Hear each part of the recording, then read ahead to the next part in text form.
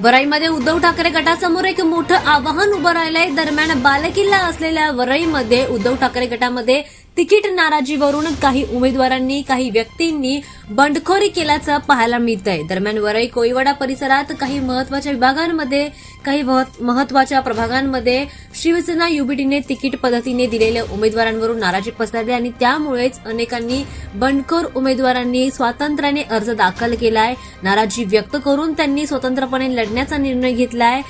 यामध्ये शैलजा पवार, सूर्यकांत कोळी, संगीता जगताप अशा 2-3 अनेक उमेदवारांनी बंडखोर करत आता स्वतंत्रपणे निवडणूक लढण्याचा निर्णय घेतलेला आहे. अपक्ष उमेदवार म्हणून त्यांनी अर्ज दाखल केलेला आहे. या सर्व प्रकारामुळे आता वरईमध्ये 6 पैकी 4 प्रभागांमध्ये बंडखोर उमेदवार मैदानात उतरलेत. आदित्य ठाकरे आणि त्यांच्या युतीसाठी स्थानिक मतदारांवर प्रभाव पडण्याची भीती आता व्यक्त केली जाते. दरम्यान 2017 मधील महानगरपालिका निवडणुकीत वरईतील सर्व जागा शिवसेनेने आणि त्यांच्या गटाने जिंकल्या होत्या. मात्र आता निवडणुकीमध्ये मतदारांच्या या बंडखोरीमुळे याच्यामध्ये बदल होण्याचं दिसून येत आहे. त्यामुळे महानगरपालिका निवडणुकीमध्ये वरळीमध्ये नेमका विजय कोणाचा होणार हे पाहणं महत्त्वाचं ठरणार आहे.